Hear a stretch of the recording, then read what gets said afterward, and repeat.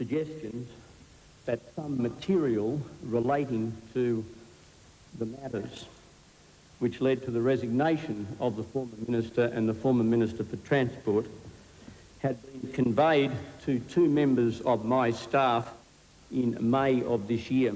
The Prime Minister's work began with a third minister, Peter McGauran, facing Labor calls for resignation. This is the Melbourne flat that cost the taxpayer $34,000.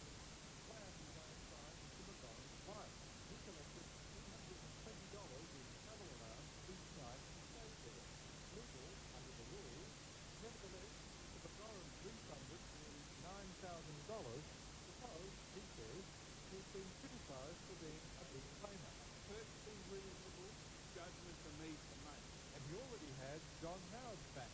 He's not breaking the rules in any way. But Labor wanted to know, was Mr McGauran sure all his 200-plus travel claims, especially those for Melbourne and Canberra, were above board? Yes and yes. What then was Mr McGauran's explanation for a number of trips, including one in July last year, when the opposition claims he chartered a plane from Westsale in Victoria to Canberra and back the same day, but claimed travel allowance for Canberra the night before and in Melbourne on the evening of the charter. Did you claim for Canberra and Melbourne when you had actually spent those nights at home? And if you were in Canberra and then in Melbourne, why didn't you just take a commercial flight? I will check my records and provide the member with an answer. And when he did, he found he'd wrongly claimed more than $1,400, including charging the Commonwealth for a charter on which 3 Victorian National Party MPs had travelled, but he had not. It was wrongly submitted for payment by me. Nevertheless, and even though he's now misled Parliament twice, Mr McGauran did not resign. If your resignation is not in the Prime Minister's hands by the time Monday comes along, we will have more of these claims because it does not stop here. But John Howard's facing even more serious problems tonight. What Labor's branding the Travelgate affair is infecting his own office. Yesterday, the Prime Minister declared he'd only learned on Monday of the secret repayment of nearly $9,000, the refund which led to the resignations of Ministers John Sharp and David Joel. But late today, Mr Howard admitted Mr Joel's office had told his senior advisor Graham Morris of the repayment as long ago as May. The staff members in question have affirmed to me that they had no discussions with me about these matters in May or indeed until the past few days. Morris is not accountable to this Parliament. It's the Prime Minister who's accountable to the nation. The buck stops with him, and he should be considering his resignation as well. This is a terrible end to a terrible week for John Howard. Jim Middleton, ABC News, Canberra. The way has been cleared for clinical trials in WA of a new drug to treat heroin addiction. Trials of the drug naltrexone were backed today by the Ethics Committee at St John of God Hospital. Chief Executive Romy Baker says it feels strongly about the issue of heroin addiction. This is a sad problem across the world and in Australia, and if we can do something in the right way to treat people, we felt we were committed to do that. Naltrexone treatment by Perth Dr George O'Neill was suspended while health authorities argued about formal approval. Now, the federal watchdog, the Therapeutic Drugs Administration, says it's unlikely to oppose the trials as they've been sanctioned by the hospital's ethics committee. A court has been told that a Perth nurse stalked her former female lover, harassing her with telephone calls and finally threatening to kill her. Carolyn Daly became so obsessed with her one-time girlfriend, who'd ended a brief relationship in 1989, that at one stage she stalked her overseas to the Middle East. For nearly 6 years after the breakup of their brief relationship, Carolyn Daly didn't allow her former lover to forget her. She plagued the woman's friends and family with phone calls, drove past her house, followed her, and finally made threats to kill her, saying she'd hired a professional hitman. The district court was told Daly's subject changed her name and moved to Melbourne, Cairns, and even Saudi Arabia. Daly wrote to her superiors there, virtually ordering her to be sent home. 40-year-old Daly met nurse Justine Rogers at King Edward Memorial Hospital in 1989. They had a brief, intimate relationship before Miss Rogers ended it, unsure of her feelings. The court was told Daly became involved in an obsessive pursuit of her former girlfriend over a number of years.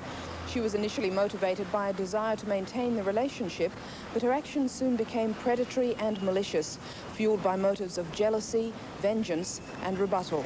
Prosecutor Bruno Fiannaca said a number of unfortunate things began happening to Miss Rogers. Her car was stolen and set alight, her home ransacked, and personal belongings were stolen. He said inferences could be drawn from Daly's apparent knowledge of the events. But Daly's lawyer Judith Fordham said her client denied that she'd committed those offences. Daly, who's been released on bail for psychiatric assessment, will be sentenced on Tuesday.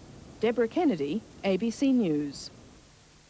A woman who lost her right breast to cancer says she plans to beg for money and publicly expose her scars to pay for costly reconstruction surgery. 54-year-old Cecily Cronin has been told that the public hospital waiting list for plastic surgery is so long she'll have to wait up to 5 years for the operation. Cecily Cronin had her right breast removed 8 years ago, and the loss changed her life. If you had my body, how would you like to look at a man and say, come dancing with me? Miss Cronin is just one of more than 1,200 public patients on the waiting list for plastic surgery. Her case is not considered urgent and she could have to wait 5 years for the operation. But Miss Cronin is getting impatient and plans to expose her flat chest and beg for money to pay for reconstructive surgery. Of course, the local shopping centre, and I thought the airport and places like that, because it's more embarrassing there. And I'm not talking about my embarrassment, it'll be more embarrassing for Australia.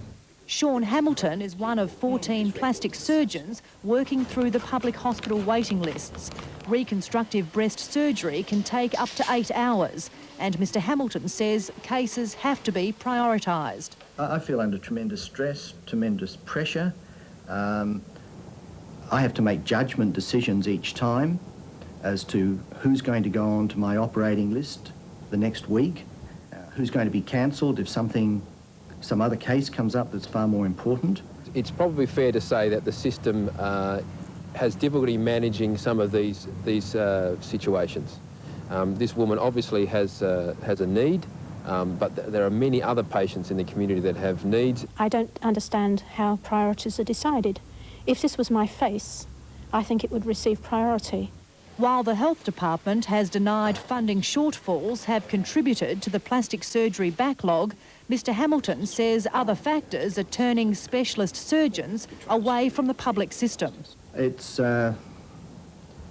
satisfaction within the hospital, problems with administration, problems with funding, problems with morale, problems with camaraderie amongst groups within the hospital.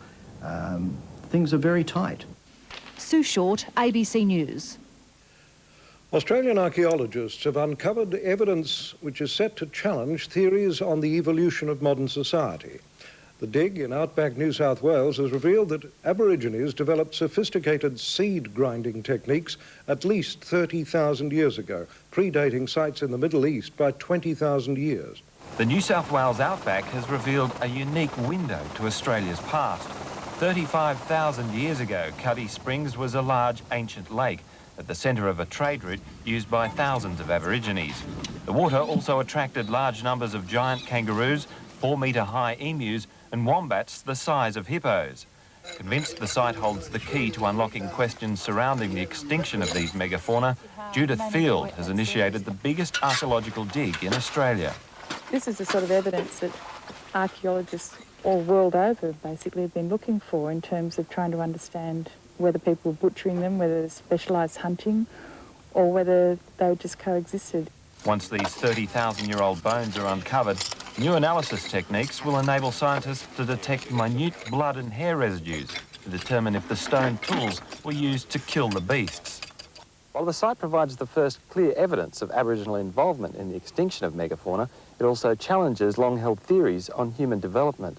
So far, literally thousands of stone tools and implements dating back 30,000 years have been uncovered and are now being carefully preserved and catalogued.